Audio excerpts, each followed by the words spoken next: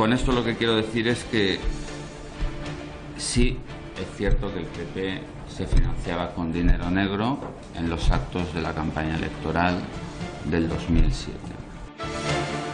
Buenas noches y bienvenidos a las noticias de Intereconomía. Es miércoles 24 de enero y la noticia del día, sin duda, es la brutal confesión que ha hecho hoy Ricardo Costa. Alba Vila, buenas noches. Muy buenas noches, Gonzalo. Pues el que fuera secretario general del Partido Popular Valenciano ha reconocido que en el Partido Popular de aquella época existía una caja B y que se financiaba de manera ilegal. Todo lo contrario a lo que dijo aquí, en Intereconomía, hace 8 años. Yo creo que las situaciones se tienen que investigar, para eso están los tribunales. Menos mal. Y fíjese usted que los tribunales, concretamente el Tribunal Superior de Justicia, todo lo que ustedes están diciendo en los últimos meses sobre el presidente Camps y algunas otras personas, entre ellas yo, en la Comunidad Valenciana, todo eso le ha dicho que no es verdad y que por lo tanto se han equivocado. No he oído ni una disculpa. Segunda cuestión. ¿Todo eso? ¿Cómo? Sí, todo. Todo lo que ustedes se está investigando por los tribunales en Valencia. Ha dicho que nada de nada, reán de reán, en blanco como el folio, todo. Y si no, escriba usted los delitos por los cuales el Tribunal Superior de Justicia ha acusado a algún miembro del Partido Popular de la Comunidad Valenciana. Nada de nada, como un folio en blanco es la financiación, nada de negra, blanca. ¿A quién creer? ¿Al Ricardo Costa de hoy reconociendo la financiación ilegal del PP y la Caja B? ¿O al Costa de hace 8 años que dijo lo que acaban de escuchar, que no era negra sino más limpia que un folio en blanco? Y la declaración de Costa no queda ahí. Ha apuntado a Francisco Camps, asegura que era él el máximo responsable de esta financiación con dinero negro y que era él el que decidía cuánto cobraba cada empresario, algo que el propio Camps niega. Yo niego la financiación ilegal del Partido Popular. Evidentemente, lo que está pasando estos días dicen lo contrario, pero yo niego esa financiación. Yo a esa instrucción no he ido ni como testigo, no he sido acusado nunca de nada. Una confesión en toda regla, es lo que ha hecho Costa y lo que ha negado Camps. Son varias las dudas que surgen sobre la confesión de Costa. ¿Por qué canta ahora? ¿Por qué lo negó durante tanto tiempo? ¿Por qué durante los más de 4 años que ha durado la instrucción de este caso nadie, ni el propio Costa, ha llamado a Francisco Camps ni siquiera como testigo, y ahora todo el mundo le apunta a él? Hemos hablado con Camps, ahora se lo contamos. Antes, titulares.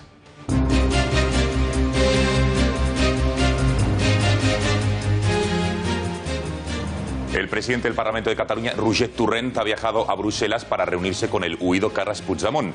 Han debatido cómo va a ser la investidura y cuál es el plan del fugado para poder ser investido nuevamente presidente. Veremos, mejor dicho, cuándo será la sesión de investidura y las exigencias de la CUP para poder convertir a Puigdemont en nuevo presidente de la Generalitat. 9 años sin Marta del Castillo y solo una persona en prisión. Miguel Carcaño, asesino confeso y amigo de la desaparecida. Desde el 24 de enero de 2009, el sufrimiento y la agonía ha marcado la vida de sus familiares, que no han podido celebrar un funeral ya que no han encontrado su cuerpo. Limitado otra vez la velocidad en Madrid a 70 km por hora en los accesos de la ciudad por contaminación. Protocolo que se desactiva mañana jueves debido a las favorables previsiones meteorológicas de ventilación de la atmósfera. ¿Van a tener un resultado satisfactorio estas medidas, estas decisiones de Manuela Carmena esta vez? Detenido en Filipinas un español originario de Túnez acusado de apoyar a una organización yihadista local. Fue arrestado en un control de carretera y en el interior de su vehículo portaba granadas y explosivos. El arrestado niega estar relacionado con el terrorismo islámico.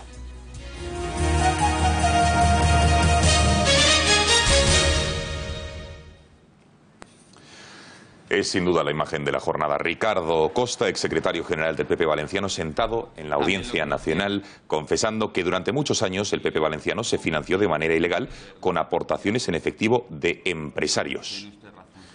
Ha sido una confesión en toda regla que sorprende a propios y extraños. Costa ha reconocido que bajo su mandato el PP sí tenía una caja B, que él era consciente, que no hizo nada para evitarlo y por ello ha pedido perdón a la sociedad valenciana y a su familia. Y ojo, apunta alto. Él no era el responsable. El instigador de toda la financiación de esta trama B era Francisco Camps. También lo conocía.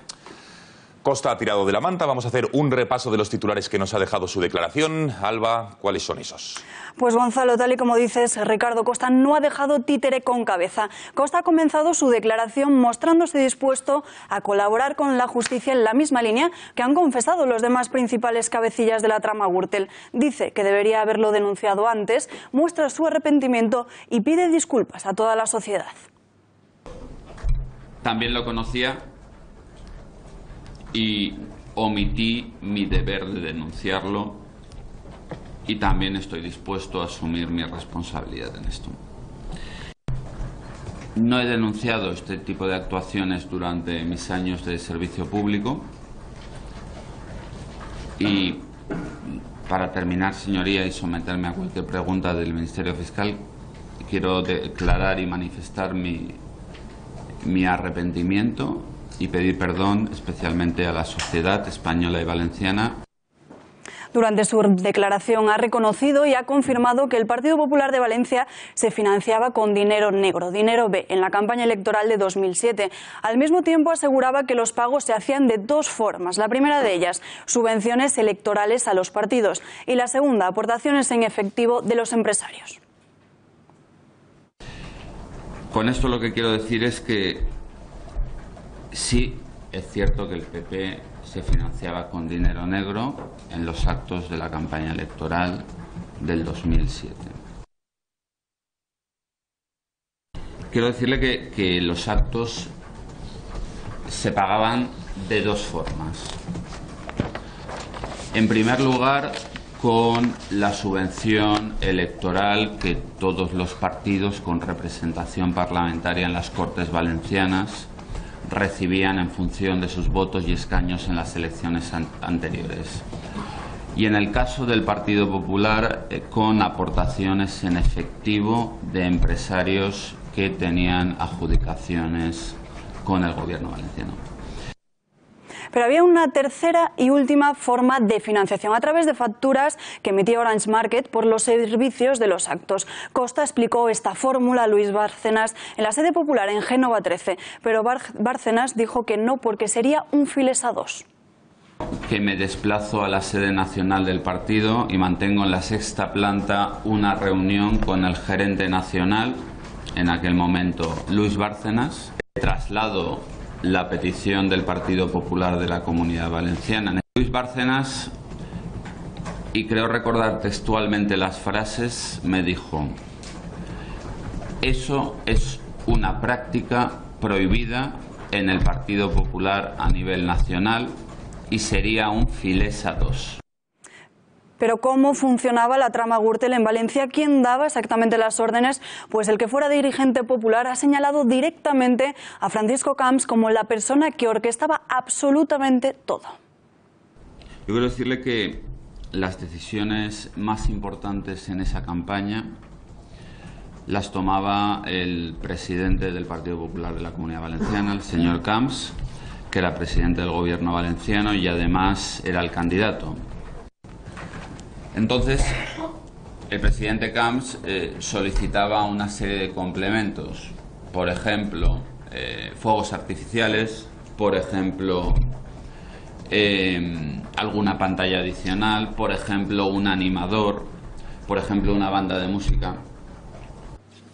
Esta ha sido la declaración de Costa. Ha dejado descolocado a cualquiera. Nadie podía imaginar una confesión de este calado. Otra cosa es que lo que haya dicho sea verdad. Porque aquí en Intereconomía hace 8 años Costa dijo todo lo contrario, que la financiación del PP valenciano no tenía nada de ilegal. Yo creo que las situaciones se tienen que investigar, para eso están los tribunales. Menos mal. Y fíjese usted que los tribunales, concretamente el Tribunal Superior de Justicia, todo lo que ustedes están diciendo en los últimos meses sobre el presidente Camps y algunas otras personas, entre ellas yo, en la Comunidad Valenciana, todo eso le ha dicho que no es verdad y que por lo tanto se han equivocado. No he oído ni una disculpa. Segunda cuestión. ¿Todo eso? ¿Cómo? Sí, todo. Todo lo que ustedes se está investigando por los tribunales en Valencia. Ha dicho que nada de nada, reán de reán, en blanco como el folio, todo. Y si no, escriba usted los delitos por los cuales el Tribunal Superior de Justicia ha acusado a algún miembro del Partido Popular de la Comunidad Valenciana en su auto. Segunda cuestión. como usted está hablando de cosas que yo desconozco y estoy aprendiendo mucho hoy porque está diciendo cosas que yo, que me he sentido medianamente implicado, no he leído en ningún sitio, pues yo creo que lo que tiene que usted hacer es simplemente coger esas grabaciones que usted ha leído o ha visto o le han filtrado y llevarlas a un juez para que las estudie. Pero yo creo que al final lo triste de esto es que una persona que representa dignamente, pero que representa a la opción política más corrupta de la historia de España, como es el Partido Socialista, esté intentando mancillar la imagen de dirigentes honestos, honrados, como los del Partido Popular. ¿A qué costa creer? ¿Al de ahora o al de hace 8 años? Enseguida nos vamos a preguntar a qué obedece este cambio de versión, pero antes reflexionemos un momento y expliquemos cómo funcionaría, supuestamente, la financiación del PP valenciano a tenor de lo que hemos visto hasta la fecha en este juicio por la rama valenciana de Gürtel. María Matos, buenas noches. Buenas noches, pues sí, porque es la trama de corrupción más extensa que existe. Pero antes de eso, en concreto, vamos a ver la rama de Madrid, la rama valenciana. Detengámonos un segundo en el origen de todo, porque todo comenzaba en el año 2007, cuando un exconcejal del PP de Madrid daba a la Fiscalía Anticorrupción, entregaba hasta 18 horas de grabaciones de conversaciones que había mantenido con Francisco Correa. Desde entonces la investigación ha ido buscando pruebas de los delitos pues por España y por una decena de países. Por eso el sumario de la Gürtel es el más voluminoso de toda la historia de la Audiencia Nacional. Y a partir de aquí, de este momento, el juez pincha los teléfonos, en secreto evidentemente, de los principales cabecillas de la trama. Pero ¿qué es lo que se destapa? Pues esa supuesta financiación del Partido Popular. Pero vamos a centrarnos ahora en Madrid. Por ejemplo, todo esto lo apuntaban los papeles de Bárcenas, ¿no? Como supuestamente demuestran esa contabilidad paralela, esa existencia de una caja B hecha de pagos ilegales a la cúpula del partido y de ingresos de dinero por parte de una decena de grandes constructores, ¿no? Y vamos a ver qué pasa en la Comunidad Valenciana. Pues el Partido Popular también adjudicaba obras públicas a constructores y a cambio esos empresarios devolvían esos favores con dinero B y también en metálico y también pagando facturas falsas a Orange Market. Con esta operación el PP mataba 2 pájaros de un tiro. Se cobraba el favor de esos empresarios y pagaba a la empresa de Álvaro Pérez y Francisco Correa por los servicios que ellos prestaban de actos electorales y mítines. Durante la última semana, aquí hemos escuchado cómo los 9 empresarios confirmaban que efectivamente habían abonado cantidades superiores a 1,4 millones de euros a la empresa de Orange Market, que en total, si los sumamos y los multiplicamos por 9, dan más de 12 millones de euros. Como pagos por supuestos servicios que había prestado Orange Market a aquellas, pero que realmente no se habían producido. ¿Esto es así? Sí. Sí. No es preciso que lo arregle, sí, es así. Es así. ¿Y de quién era esta empresa? Pues de Álvaro Pérez y de Francisco Correa, que ahora mismo le vamos a ver aquí. Y como este último ha confesado, el PP le obligaba a cobrarle a empresarios con facturas falsas. Pero atención, porque también acusa a Ricardo Costa. También sabía que para cobrar teníamos que facturar a empresarios que se han sentado aquí. Lo sabía. No conozco a ningún empresario, pero sí lo sabía porque Pablo Crespo me lo comentaba. ¿De quién fue la iniciativa de hacerlo así? El Partido Popular. Según me cuenta mi Pablo Crespo, Ricardo Costa le dice a Pablo: tenéis que facturar a unos empresarios. Eso era lo que decía Correa, pero vamos a escuchar a su número 2, Pablo Crespo, el supuesto encargado de gestionar todo ese dinero que llegaba a Orange Market y que luego pues iba al Partido Popular a través de actos electorales. Fíjense cómo acusa directamente a Francisco Camps de estar al corriente de toda la trama. Yo sé, a mí el señor Pérez me decía que estaba haciendo gestiones con todos ellos. E incluso yo creo que, no sé si directas o indirectas, con quien entonces era presidente de la Generalitat Valenciana, con el señor Camps. Es decir, a mí el señor Pérez me decía que estaba haciendo absolutamente de todo para intentar cobrar. Y por último, el número 3 de Correa, el señor Álvaro Pérez, alias El Bigotes, expresidente también de Orange Market, señala directamente al expresidente de Valencia como creador de ese sistema corrupto. ¿Quién es la persona que ordenó y creó ese sistema de pagos? Francisco Camps. Vamos a ver, ¿usted lo sabe? Sí. es el único que podía hacerlo. Bueno, acabamos de ver cómo absolutamente todos confirman esa financiación ilegal del Partido Popular de Valencia, hasta los 9 empresarios, así que ahora tendrá que ser el juez el que decida qué es verdad y qué es mentira de lo que se ha declarado. Gracias, María. Y de la declaración de Costa hay algo que llama especialmente la atención. El hecho de que dijera que acudió a la sede del Partido Popular de Madrid a comunicar a Bárcenas un nuevo sistema de financiación ilegal que le habían propuesto, y que Bárcenas le dijera que no se podía hacer porque sería como una especie de Filesa 2. Eduardo García Serrano, buenas noches. ¿Qué fue exactamente Filesa?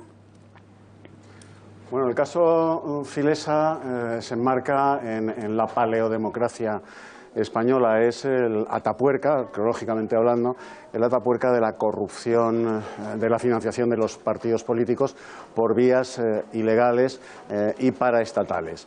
El caso Filesa surge con el Partido Socialista, un jovencísimo Partido Socialista llegado al poder, y surge precisamente, se inicia con el referéndum OTAN. Felipe González había prometido la celebración de un referéndum para salir de la OTAN, donde nos había metido Leopoldo Calvo Sotelo, aquel presidente efímero que sustituyó a Adolfo Suárez después del 23F, y el referéndum OTAN necesitaba una financiación. El Partido Socialista había mantenido una postura contraria a la OTAN, pero desde las estructuras de poder internacionales le dicen al Partido Socialista que España tiene que seguir en la organización militar del Atlántico Norte.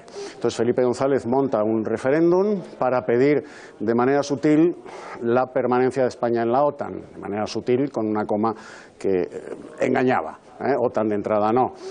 Y para financiar ese referéndum hacían falta recursos económicos de los que el PSOE no disponía por vía legal. A partir de ahí comienza la estructura delictiva, la estructura de la corrupción del Partido Socialista con Filesa. Por eso hacía referencia a Bárcenas a la Filesa 2 que podía montar el Partido Popular en Valencia, con Gürtel.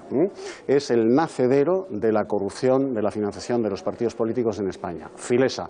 Luego vinieron otros muchos, hasta los seres de Andalucía, pero el nacedero, la atapuerca, el Belén de la corrupción política en España, de la corrupción de la financiación de los partidos, surge en Filesa por la necesidad urgente de dinero del Partido Socialista para financiarse y organizar, después del referéndum OTAN, sus campañas, etcétera, etcétera. Ha quedado clarísimo. Muchísimas gracias, Eduardo, y muy buenas noches. Bueno, los servicios informativos de Intereconomía Televisión hemos tenido la ocasión de hablar con Francisco Camps.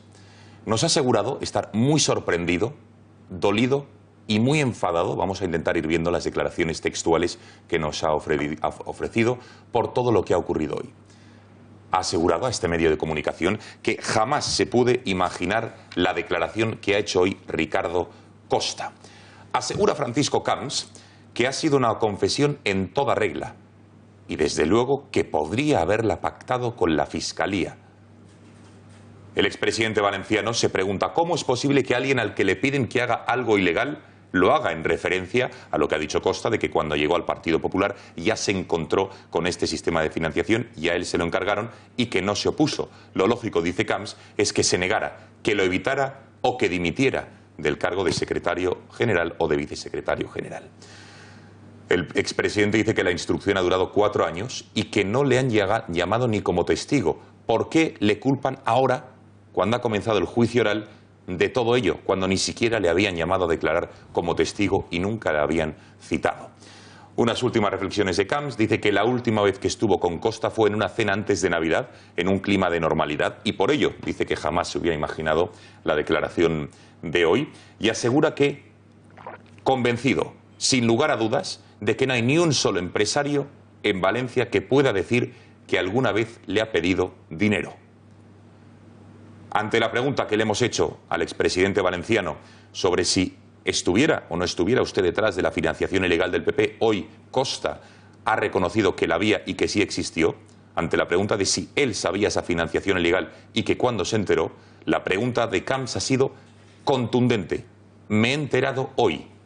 Hasta hoy no tenía ni idea que había esa financiación ilegal, suponiendo, ahí está el matiz y la interpretación, que lo que ha dicho Costa hoy sea verdad. Y esto es lo que nos contaba este informativo el expresidente valenciano, un Francisco Camps que a mediodía comparecía ante los medios de comunicación para negar la financiación ilegal del Partido Popular. Yo niego la financiación ilegal del Partido Popular. Evidentemente, lo que está pasando estos días dicen lo contrario, pero yo niego esa financiación. Yo a esa instrucción no he ido ni como testigo, no he sido acusado nunca de nada, ningún testigo o imputado ha dicho nunca nada jamás de mí. Que Pablo Crespo o Francisco Correa no tenía yo ni la más remota idea que tuviesen nada que ver con la actividad del partido en Valencia.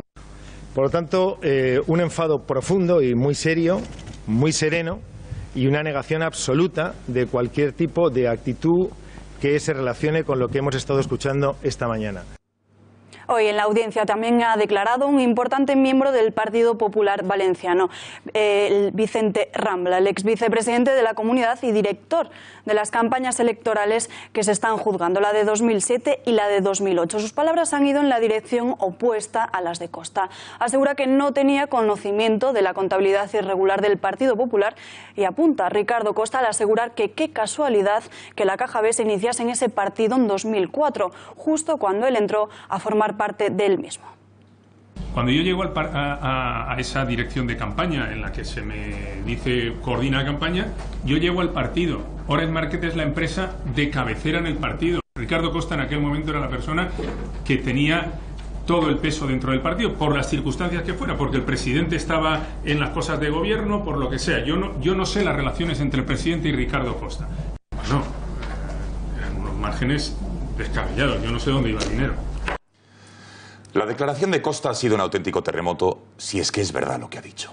No es por desconfiar de Costa ni nada parecido, pero sí que hay varios hechos concretos que nos llaman a la reflexión. En primer lugar, es lo que dijo aquí en Intereconomía hace 8 años, donde negó todo lo que hoy ha reconocido. En segundo lugar, ¿por qué? Y esa es la pregunta. Durante los 4 años de instrucción del caso y en sus innumerables comparecencias judiciales, jamás reconoció la Caja B y la financiación irregular del Partido Popular de esa comunidad. ¿Por qué ha confesado de una manera tan brutal hoy Costa? ¿Qué gana a cambio con este cambio, y valga la redundancia, de estrategia? ¿Ha pactado con la Fiscalía? Y una última cuestión sobre Camps. Si era el responsable, va a ser difícil de demostrar, ya que jamás nadie, ni Correa, ni Crespo, ni el Bigotes, ni el propio Costa, ha dicho nunca, hasta hoy, nada sobre Camps. Y ahora parece que todos han decidido fijarlo en la diana. ¿No les parece cuanto menos sospechoso? Más reacciones. El presidente del Gobierno ha concedido una entrevista en Onda Cero, en la que mediante expresiones como no lo sé, nunca nos lo han dicho, ha esquivado las preguntas sobre si tenía o no conocimiento de la supuesta financiación ilegal en el Partido Popular de Valencia. Pero después de haber hecho su labor en el seno del partido, ¿usted sabe si existió o no financiación irregular en el PP valenciano? Bueno, no lo sé, a nosotros nunca nos lo han dicho. ¿Quiénes? ¿Los dirigentes, los exdirigentes del PP valenciano? Nunca nos lo han dicho ni nunca han reconocido que eso se haya producido así. Y un par de declaraciones más al respecto de la confesión hoy de Costa. Dice Pablo Iglesias, no quedan ya X que desvelar en la trama del Partido Popular. Son corruptos y ya no solo lo dicen los jueces, hasta los suyos lo confirman. También ha hablado el ex vicesecretario de organización del PP, Carlos Floriano, en los siguientes términos. ¿Pero no le dan veracidad a sus palabras? Bueno, pero si es que no se trata de lo que le demos o no le demos. Yo, sencillamente, mi opinión es que hacemos muy bien en no entrar a considerar lo que los acusados puedan decir en el legítimo uso de su derecho a defensa. Pero no les puede dejar indiferente esa declaración. Le aseguro que a mí sí me deja indiferente. Para analizar el terremoto de las palabras de Costa tenemos conexión con Fernando Valls de lainformación.com. Fernando, buenas noches. Hola Gonzalo, buenas noches. Bueno, Fernando, ¿cómo han sentado en Génova las declaraciones de Costa? Acabamos de escuchar a Floriano, que le han dicho que le generan indiferencia. ¿Es así en la sede del PP o no? Bueno, indiferencia no generan, porque internamente sí se ha hablado mucho de las palabras de Camps. De hecho, otra cosa es que de cara al exterior, pues el argumentario que se ha repartido es el de no entrar al trapo, no comentar esas palabras. De hecho, ningún miembro de la cúpula lo ha comentado. La corrupción es un tema que preocupa mucho en el PP, y más ahora cuando se está hablando de una posible vuelta a los tribunales como testigo de Mariano Rajoy. Ya fue el pasado verano y no se descarta que antes de este verano tenga que volver a declarar por este caso Gürtel, que sigue siendo el principal quebradero de cabeza en Génova. Señor Valls, ¿a quién creerá, a Costa o a Rambla? Lo decimos porque uno, Costa, era la mano derecha de Camps y le ha acusado de estar detrás de la financiación ilegal. El otro, Rambla, era la mano izquierda y exculpa a Camps asegurando que la financiación corría a cargo de Costa.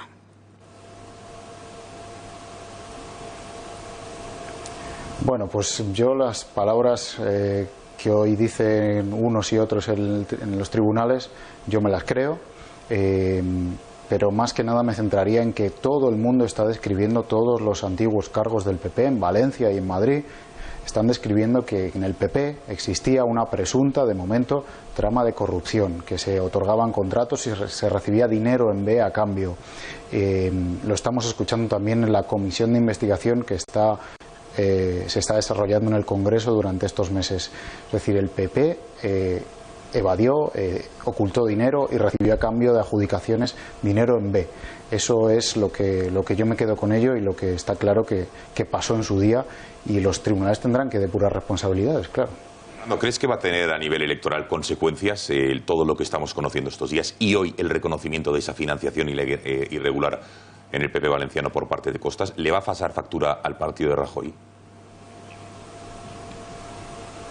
Sí, hasta las pasadas elecciones generales, las del 26J, el PP decía que la corrupción ya estaba amortizada y que no les restaba ni un solo voto. Pero hay que tener en cuenta que ahora Rajoy ha pasado por el tribunal como testigo, por la Audiencia Nacional, que Rajoy está implicado en una trama en la que él estaba allí, él era un cargo del partido, y también hay que tener en cuenta cómo está Ciudadanos y cómo les está quitando votos al PP. Ciudadanos con un discurso muy claro anticorrupción. Evidentemente esto al PP le preocupa y probablemente ese discurso de la corrupción ya está amortizada cambie en los próximos días y les veamos mucho más serios en este tema. Fernando, gracias. Te pedimos que aguantes un par de minutos más para pedirte una valoración sobre otro asunto de actualidad. Mientras tanto, vamos a escuchar más declaraciones de Rajoy.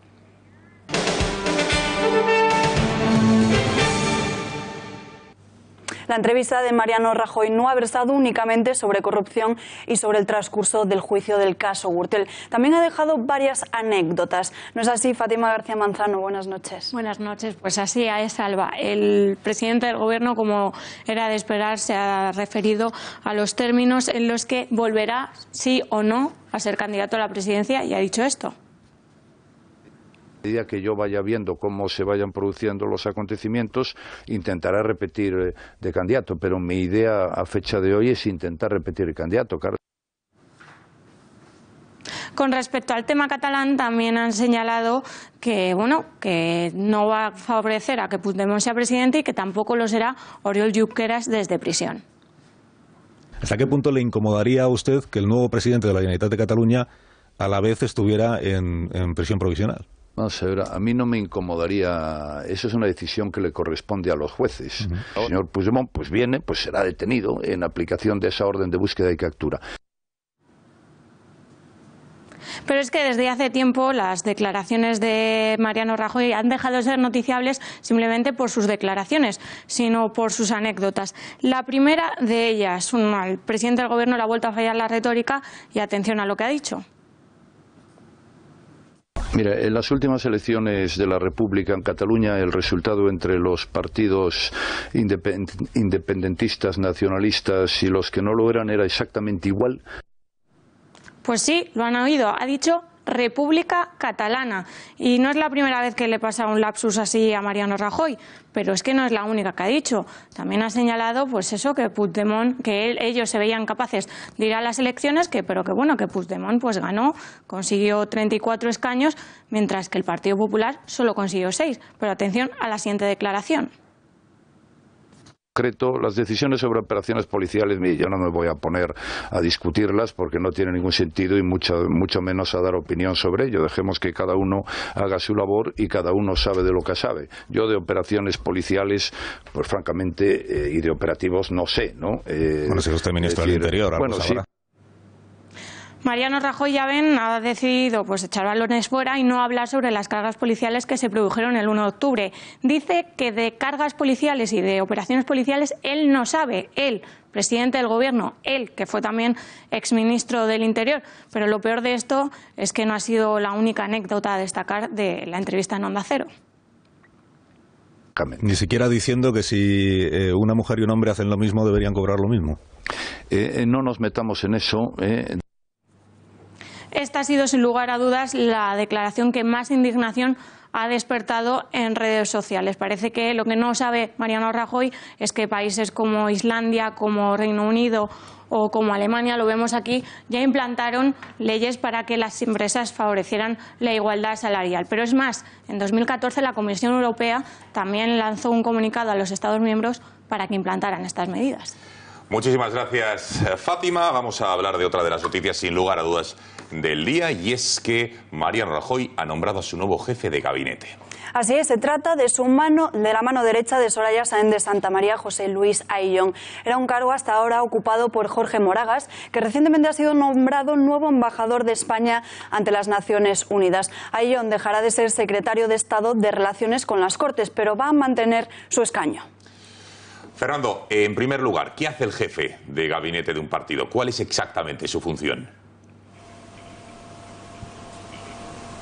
Bueno, el jefe de gabinete del presidente del gobierno es la mano derecha, la sombra en todo momento del presidente del gobierno. Es una persona que se encarga de toda su agenda, incluso de la privada y la pública, de establecer contactos también con líderes internacionales. Por eso Rajoy buscaba una persona que supiera idiomas. Recordemos que Moragas sabía varios idiomas, era diplomático además y tenía buenas relaciones sobre todo con el extranjero. De hecho, la foto de Donald Trump con Rajoy se achaca a las gestiones que hizo Moragas. Por eso Rajoy buscaba una persona con estudios también, y una persona, por cierto, que ha pasado desapercibida este detalle, y es que José Luis Ayllón es catalán.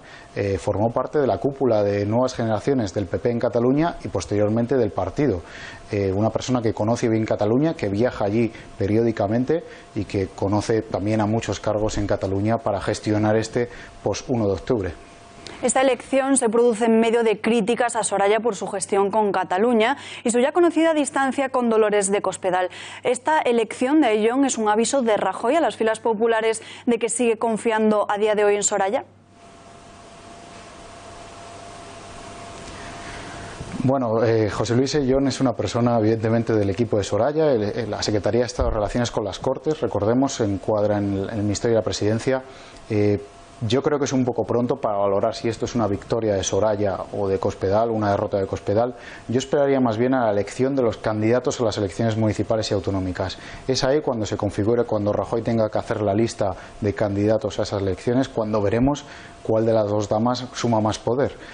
Los varones claramente se van a posicionar de un lado o de otro, y es ahí cuando hay importantes capitales, Madrid, Valencia, sin ir más lejos, que se tienen que decidir estas semanas o estos meses. Es ahí cuando, ya te digo, veremos cómo queda configurado el reparto de poder entre Soraya y Cospedal. Fernando Valls, gracias por haber atendido a las cámaras de este informativo y buenas noches.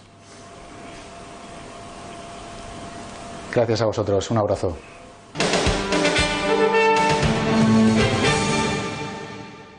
Abordamos ya la crónica catalana porque esta misma mañana Roger Torrent, el nuevo presidente del Parlamento catalán, se ha reunido con Carles Puigdemont en Bruselas. Ha sido en la sede Alianza Libre Europea, perteneciente o coaligada, digamos, a Esquerra Republicana, ya que el gobierno vetó a primera hora que pudiesen encontrarse donde tenían previsto hacerlo, en la delegación de la Generalitat en Bruselas. La reunión comenzó a las 11:30 de esta mañana y media hora después, a las 12, se sumaron el resto de los diputados fugados. Tras la reunión, ambos han comparecido ante los medios de comunicación. El primero de ellos, Roger Torrent, quien ha lamentado que no pudieran hacer uso de la delegación de la Generalitat y que por ello ha decidido dar orden de analizar legalmente este hecho porque considera que se vulneran derechos fundamentales. Al mismo tiempo, ha dejado la puerta abierta a que Carles Puigdemont se presente en el hemiciclo catalán el día de la sesión de investidura.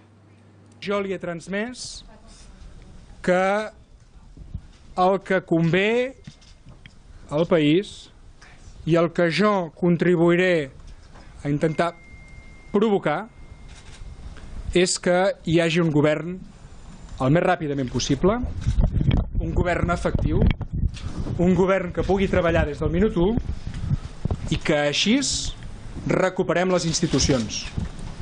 Que recuperem les institucions de les mans del 155 i les traslladem a les mans de la ciutadania. El expresidente huido Carles Puigdemont se ha mostrado en la misma línea. Defiende que debería estar en Cataluña y agradece a Torrent su actitud y disposición para hacer cumplir, dice, el mandato de los ciudadanos catalanes el 21 de diciembre. Una mica de rigor, una mica de normalitat, crec que no iria gens malament. Si l'estat espanyol entengués que el millor per tots plegats és que aquest debat es pugui celebrar amb normalitat, crec que hauríem fet un salt de gegant en el que és la restauració democràtica. ¿Habrá o no habrá investidura? Esa es la gran cuestión. Lo veremos el martes de la semana que viene. Pero atención, porque parece que tanto Junts per Catalunya como Esquerra Republicana, que necesitan los votos de la CUP para investir a Puigdemont, parece que ese apoyo no lo van a tener tan barato. Javier Torres, buenas noches. ¿Qué tal, Gonzalo? Buenas noches. ¿Cuáles son las exigencias que ha impuesto la CUP a los otros partidos independentistas? Pues esta tarde el partido antisistema ha enviado un documento que presentará de cara al debate de investidura a Junts per Catalunya y a ERC, en el que les exige la materialización de la República Catalana, la suspensión de la deuda pública y un programa de choque social. De todas formas, la CUP, para que este documento vea la luz y puedan materializarlos tanto Junts per Catalunya como ERC, la militancia del partido antisistema deberá aprobarlos el próximo 27 de enero. Se da la circunstancia, Gonzalo, de que la CUP tampoco va a formar grupo propio en el Parlamento, al igual que el Partido Popular, porque ha pasado de 10 diputados a 4 y, por tanto, su influencia ahora mismo está disminuida respecto a la anterior legislatura. Efectivamente, pero sus escaños, como bien has dicho, son muy necesarios. Son decisivos. Gracias, Javi. Más asuntos, porque agentes de la Guardia Civil han entrado esta mañana en las sedes de la ANC y de Òmnium Cultural, además del Centro de Telecomunicaciones y Tecnologías de la Información de la Generalitat. ¿Qué buscaban? Pues documentación relacionada con la organización y financiación del referéndum ilegal del pasado 1 de octubre y de todo lo denominado como el procés. Los agentes se han personado con una orden judicial del magistrado Pablo Llarena y posteriormente se han procedido al volcado de correos electrónicos, es decir, una copia de todos los mails, entre otros, de Jordi Sánchez y Jordi Cuixart, que fechan, por ejemplo, de hace más de 2 años. Lo de hoy obedece también a una petición de Vox, personado como acusación popular en este procedimiento para que requiriese al Servicio de Prevención del Blanqueo de Capitales toda la información recabada en relación al origen de los fondos manejados por la ANC y Òmnium para cubrir finanzas judiciales y otros destinos relacionados con el proceso independentista. Sobre la financiación de estas dos identidades separatistas, ya demostrados en el gato al agua, que cuanto menos es irregular. Acudimos a donarles dinero, no nos pidieron el origen del mismo y no había límite de cuantía y ni siquiera nos pidieron identificación. Temas de donaciones y eso, ¿cómo se hace? ¿Cuánto es el límite? No, el límite tú lo pones, marcas tú, no, nosotros no. Pero yo no quiero figurar, ¿sabes? Si no quieres figurar... la hucha. Aquí. Monedas. Lo que tú quieras, o sea, tú tranquilo. Tengo 5.200 euros que quiero donar. Pues dámelos. ¿Será que no? Le entregamos un sobre en una bolsa con lo que se cree que son 5.200 euros. Son billetes de 20. Toma, quédate la bolsa, ¿vale? Oye, nada. A vosotros, venga. Sin vosotros no sabemos nada. Una donación que, por no ser porque eran trozos de recortes, habríamos financiado a una de estas entidades independentistas. Queda demostrado con esto que reciben donaciones sin exigir el origen del mismo, como en esta ocasión, que no nos ha costado nada entregar el dinero sin dar ni tan siquiera nuestro nombre. Para analizar esta noticia, lo ocurrido hoy, está en nuestro plató Pedro Fernández del Departamento Jurídico de Vox. Señor Fernández, buenas noches. Hola, buenas noches. Bueno, ¿qué buscaba concretamente hoy el juez Llarena con estos registros? Bueno, lo que sabemos es que iba buscando correos electrónicos para descubrir comunicaciones que hubiera entre la Asociación Nacional Catalana y Òmnium Cultural con cualquiera de los actores que han intervenido en el proceso. Es muy importante y sigue además la línea que ha marcado desde el principio el señor instructor, porque de alguna manera lo que buscaba de una parte es reforzar esa vinculación entre todos los actores en el proceso sedicioso y, por otra parte, abrir nuevas líneas de investigación, concretamente una pendiente de darnos noticias seguramente en poco tiempo relativas a la financiación del propio proceso. ¿Sabemos ya si ha conseguido recabar la información y los indicios que buscaba? todavía no ha habido una decisión al respecto, no hemos tenido tampoco acceso a las actuaciones, es lógico. En todo caso, me imagino que además, teniendo en cuenta que la resolución planteaba 15 días de duración del propio secreto de actuaciones, pues él habría calculado que perfectamente en 15 días podría recabar toda esa documentación. ¿Qué le parece el vídeo que hemos emitido en nuestro departamento de investigación, en el que se demuestra que aceptan todo tipo de donaciones, que no requieren siquiera la procedencia, el origen de los fondos, ni siquiera tampoco la identificación del donante? Esto es grave. Es grave y, desde luego, debería haber varias administraciones, aparte de los juzgados, ya investigándolo. Desde el propio Servicio de Blanqueo de Capitales, desde Vox pusimos en su momento, en el mes de noviembre, una denuncia ante este servicio. No nos consta que haya habido ningún tipo de diligencia al respecto y le hemos insistido al señor instructor que de alguna manera recabe todas las actuaciones que se han realizado de este servicio. Pero además la agencia tributaria además tenía también que haber dicho alguna cosa. Es decir, hay varios organismos que tenían que haber comentado algo al respecto, haber iniciado alguna investigación. Y sobre Puigdemont ha dicho que tiene previsto venir a España en la sesión de investidura de la semana que viene. ¿Finalmente acudirá al hemiciclo catalán o se lo van a impedir? Bueno, no sé, ponerse en la mente del señor Puigdemont es bastante complicado, a tenor de que sus comportamientos no son normales, desde el propio proceso independentista hasta esto de que parece incluso kafkiano, ¿no? La huida y la fuga a Bruselas y la búsqueda de que le detuvieran en Dinamarca. En fin, desconozco si el señor Puigdemont se querrá presentar en el Parlamento. Desde luego esperamos que el señor instructor mantenga la línea que ha planteado hasta este momento, que es que cuando pise territorio nacional español, este señor sea detenido, ingresado en prisión y desde luego pueda rendir cuentas ante la justicia.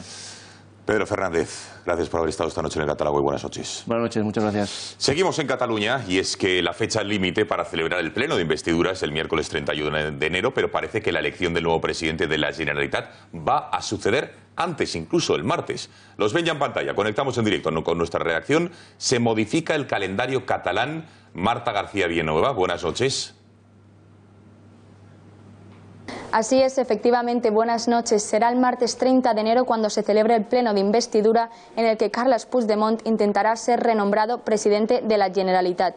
La fecha exprime casi al completo el plazo máximo que Roger Torrent tenía para convocar la sesión y cuyo límite era el 31 de este mismo mes. A menos de una semana de celebrarse la cita, se plantean algunas dudas. La primera y la más importante, la ausencia del candidato de Junts per Catalunya o la viabilidad del nombramiento en la distancia. Por su parte, el presidente del Parlament, Roger Torrent, tiene programada para mañana jueves una reunión con la mesa en la que podría haber novedades y donde se confirmaría oficialmente la fecha del pleno de investidura. Marta, gracias. Muy pendientes a esa reunión de la mesa de este jueves. Nos vamos ahora a otro punto de la redacción, porque hay una nueva fecha límite para la República de Cataluña. Pepe García Saavedra, ¿cuál es esa fecha de los separatistas? Buenas noches. Buenas noches. El separatismo ya tiene nueva hoja de ruta y el 2021 es la fecha elegida para la desconexión, para la ruptura de Cataluña con el resto de España. Una vez fracasada la anterior hoja de ruta, el plan diseñado a partir del 9 de noviembre, que contemplaba 18 meses hasta la ruptura total, ahora Òmnium Cultural, la otra entidad junto a la ANC, ha diseñado este nuevo plan que culmina, como decimos, en 2021 con la ruptura. Entre las medidas a tomar que se debatirán en las próximas asambleas de esta entidad están las de exigir al Gobierno de la Generalitat que implemente las leyes de desconexión. Por lo pronto, la ANC ya tiene también su plan para este curso 2018-2019, además de exigir también al Gobierno de la Generalitat la implementación de las medidas para instaurar la nueva república. Han pedido más movilizaciones de los independentistas en las calles y van a empezar una escalada judicial contra el Estado. Muchísimas gracias, Pepe, Marta. Su Majestad Felipe VI, en Cataluña se encuentra en los debates del Foro Económico Mundial en Davos. Es la primera vez en la historia que un jefe de Estado español acude a esta cumbre. Ante los principales directores económicos, líderes políticos de 70 países y casi 3.000 profesionales, ha basado la mayor parte de su discurso en hablar sobre el proyecto de la Unión Europea en la economía y las virtudes de nuestro país como destino de inversión. A diferencia de lo que hace el gobierno, el rey Felipe VI parece que sí defiende nuestro país fuera de nuestras fronteras. En la ciudad suiza no ha evitado hablar de Cataluña y ha defendido con rotundidad y sin titubeo alguno la Constitución y la aplicación de la ley. A lesson to be learned from this crisis, a lesson not only for Spain but for democracies in general, is the need to preserve the rule of law as a cornerstone, precisely, of democracy, and to respect political pluralism and the basic principle of national sovereignty that in fact belongs to all citizens. Spain's constitution, as you can well understand, is not a mere ornament. It is rather the very expression of the will of our citizens and the key pillar of our democratic coexistence.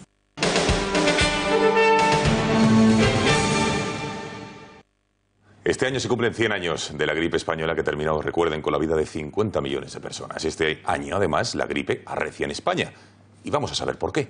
Y es que la tasa de incidencia del virus aumentó a principios de este mes en un 72%. En nuestro país esta enfermedad ya supone 86 fallecimientos y 1 millar de hospitalizaciones, casi el doble que el mismo periodo del año 2017. Es la estampa de cada año, que en estas fechas los hospitales se colapsen por gripe. Sin embargo, esta temporada la vacuna parece que no está siendo tan efectiva como en otras ocasiones. Para hablar de todo ello tenemos en nuestro plató al médico de la unidad infecciosas de La Paz, epidemiólogo, se llama Pablo Barreiro. Doctor Barreiro, buenas noches. Muy buenas noches. Gracias por estar con nosotros en el plató. Bueno, la efectividad de la vacuna ronda el 40-60%, pero esta temporada está en el 25%. ¿Qué está pasando, doctor? Bueno, pues que el virus se ha mutado, el virus ha cambiado precisamente para hacerse resistente a la vacuna. La vacuna que se administra anualmente contiene 3 cepas virales, 2 del tipo A y 1 del tipo B. El tipo B suele ser raro y este año es el que está dominando y además es una variante nueva, una variante mutada que, como digo, la vacuna en un 90% de los casos no protege. Señor Barreiro, según un estudio de una universidad estadounidense, el virus de la gripe se contagia no solamente con respirar. Entonces, ¿cómo es posible que simplemente este virus con respirar se contagie? Bueno, es una transmisión muy común en muchas enfermedades. Los catarros comunes, la meningitis, las neumonías se transmiten por esa vía. La vida cotidiana facilita mucho la transmisión de gérmenes por esta vía. El virus de la gripe tiene un tropismo, tiene una especificidad para infectar precisamente las células del tracto respiratorio. Así que si uno entra en contacto con una gotita de saliva, una mínima partícula que haya emitido una persona cercana, el virus de la gripe enseguida se pega al epitelio respiratorio, a nuestras fosas nasales, a la zona de la boca, y tiene una gran agresividad y una gran capacidad por expandirse por ese epitelio y producir una infección en apenas, como todos sabemos, en apenas unas horas, pues bastante sintomática. Empezamos a notar enseguida esas tiritonas, esa fiebre, ese malestar y luego enseguida los síntomas respiratorios. Doctor, sobre todo para que no cunda el pánico y en casa estén tranquilos, ¿qué recomendaciones hace usted en el supuesto de que alguien en casa, algún familiar, un pariente, un amigo, en nuestro entorno, en nuestros grupos de trabajo, alguien tenga gripe, tenga estos síntomas? ¿Qué es lo que hay que hacer para evitar, digamos, el contagio y no meternos directamente en una burbuja? Bueno, una primera recomendación, a pesar de lo que ha pasado este año, que es absolutamente incontrolable, el virus, como digo, se adapta a lo que hay. Si las personas están vacunadas, el virus muta para infectar a los que están vacunados y entonces la vacuna deja de ser eficaz. Pero aún así hay que seguir recomendando la vacunación anual. Hay grupos de riesgo que sí que la deben recibir de forma muy regular: embarazadas, personas con enfermedades crónicas, respiratorias o cardíacas, personas con algún tipo de inmunodepresión, diabéticos. Estas personas tienen que vacunarse todos los años. Los mayores de 60 años también deberían vacunarse. El personal sanitario también es muy importante, profesores, todos los que estamos en contacto con personas enfermas o con niños, debemos también vacunarnos anualmente, ¿no? Y luego, pues si alguien tiene síntomas respiratorios, es importante que consulte al médico. Se puede hacer hoy en día el diagnóstico de la gripe de forma muy sencilla, que simplemente con una toma de muestra de saliva podemos confirmar si es un caso de gripe. Y hay ya también antivirales. Se pueden dar medicaciones antivirales que de forma precoz previenen que la gripe vaya a más, se haga grave y siga transmitiéndose. Y luego, pues las medidas de precaución habitual, el cubrirse la boca cuando se estornuda, cuando se tose, lavarse bien las manos frecuentemente, porque también por esa vía se puede transmitir, medidas de higiene habitual. Es difícil, de todas formas, mediante esa vía, evitar que esta enfermedad se expanda. Lo mejor, la vacuna. Una cuestión. Sabemos que durante estos días, en estas épocas del año, las unidades de urgencias de los hospitales, entiendo ahora nos dirá el caso de La Paz, se llenan de gente. ¿Qué recomendaciones hacer? Uno, para evitar los colapsos, ¿cuándo hay que acudir a urgencias en el supuesto de que tengamos este tipo de síntomas, doctor? Sí, siempre es bueno, si hay unos síntomas significativos, fiebre alta, dificultad respiratoria, consultar. La vía habitual de consulta debe ser a través del médico de cabecera. Ese primer filtro es muy importante porque ahí ya podemos estimar si es un caso grave y en tal caso remitirlo a urgencias. Y solo después de que un médico de atención primaria haya valorado el caso se debería acudir a la urgencia. Si alguien tiene evidentemente síntomas muy graves, sí que la consulta en urgencias ha de ser inmediata, ¿no? Pero bien, es habitual, no podemos siempre pues estar con sus servicios suficientes para atender estos picos de gripe anual y pues lamentablemente no podemos tener siempre unos servicios todo lo dimensionados que quisiéramos para cubrir necesidades que son afortunadamente muy puntuales. Hoy hemos conocido que un equipo chino-estadounidense podría haber descubierto una nueva vacuna antigripal universal. ¿Qué beneficios tiene? ¿Cuándo podría llegar a nuestro país?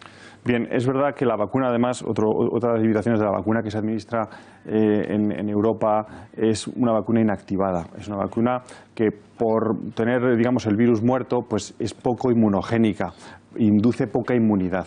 Efectivamente, en Asia, donde sufren gravemente de la gripe porque hay más condensación de población y porque tienen un contacto muy directo con los reservorios del virus de la gripe, que son las aves, son patos, aves de granja y también los cerdos. Por eso de ahí vienen muchas veces esas gripes aviares o gripes porcinas allí, que tienen verdaderos problemas por gripe.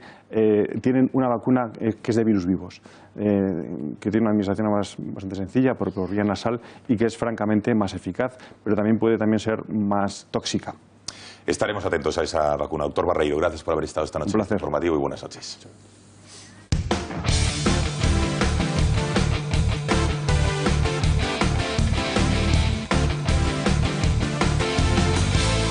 Y en los deportes, Juan Manuel Pérez Noyo, buenas noches. ¿Qué tal? Buenas noches. ¿Novedades? Sí, sobre todo en la Copa del Rey, que en este mismo momento se está disputando.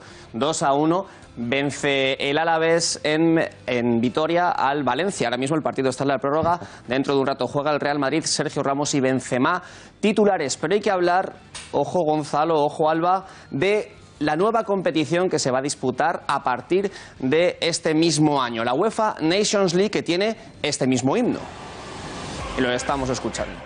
Tiene un poco toque a Champions League, pero en este caso es a nivel de selecciones y no de clubes. Lo explicamos porque parece un poco complicado esta competición. Se va a dividir a todos los equipos europeos según su ranking en 4 ligas, de más nivel, evidentemente, a menos nivel. Dentro de cada una de esas 4 ligas habrá 4 grupos que se sortean. Y hoy ha sido el sorteo de todos y cada uno de esos grupos. Vamos a ver el de la Liga A, concretamente, donde está España como una de las mejores selecciones. El grupo de España, que se enfrentará a partir del próximo mes de septiembre, tanto a Inglaterra como a Croacia. Lo estamos viendo, debutamos de hecho en Wembley, no está nada mal. ¿Para qué sirve esta competición? Bueno, pues los que queden campeones de cada uno de estos grupos, España jugará 2 partidos contra Inglaterra y 2 partidos contra Croacia entre septiembre, octubre y noviembre. Si España queda campeón de grupo, se enfrentará a los campeones de los otros 3 grupos que vamos a ver a continuación. En el grupo 2, concretamente, se han quedado encuadradas otras 3 selecciones: Bélgica, Suiza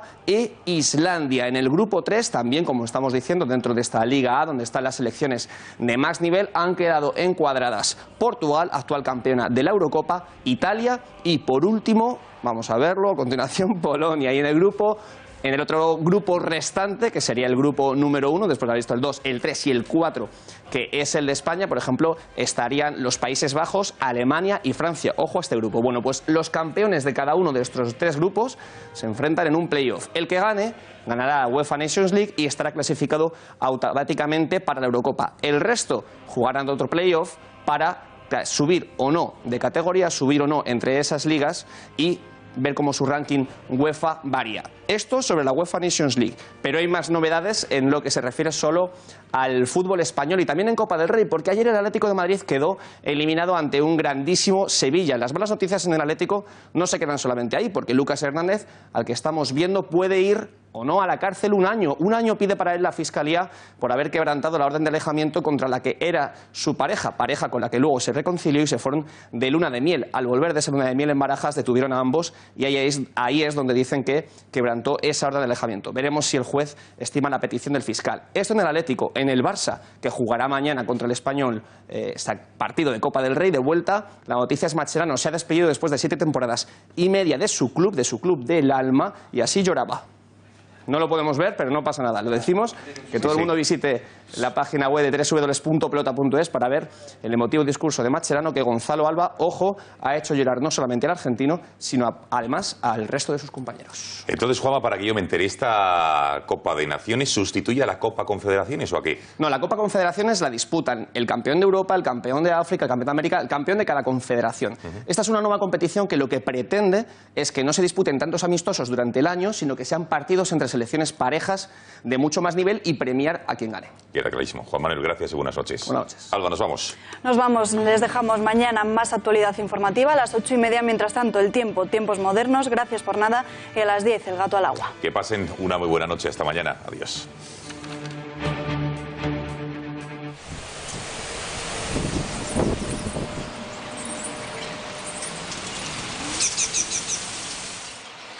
Durante este jueves cambia el tiempo, llega un frente frío que nos va a aportar mucha nubosidad y también nos va a hacer que rescatemos el paraguas en muchas zonas de España. Lloverá en puntos del oeste de la península, también del Cantábrico. Este frente poco a poco irá avanzando y afectando al centro peninsular, también a áreas del sur y con menor probabilidad a puntos del Mediterráneo y del archipiélago balear. En las Islas Canarias tranquilidad, también algunas nubes al norte de las islas de mayor relieve, y al final de la jornada destacamos el viento, rachas fuertes de viento en puntos del noroeste y se activan los fenómenos costeros, olas de hasta 5 o 6 metros de altura en puntos de La Coruña, y en el resto del Cantábrico las olas pueden llegar a alcanzar hasta los 4 o 5 metros de altura durante este jueves. Importante también la nieve, veremos nieve en zonas de montaña de la mitad norte peninsular, esperamos espesores de alrededor de unos 10 centímetros en puntos de los Pirineos, la cordillera cantábrica, también veremos nieve en el interior de Galicia, en el sistema ibérico y también en puntos del sistema central. Y las temperaturas, ambiente más frío, bajan de forma generalizada las máximas. Y por ejemplo en puntos del centro donde superábamos los 15 grados estos días no vamos a pasar de los 10.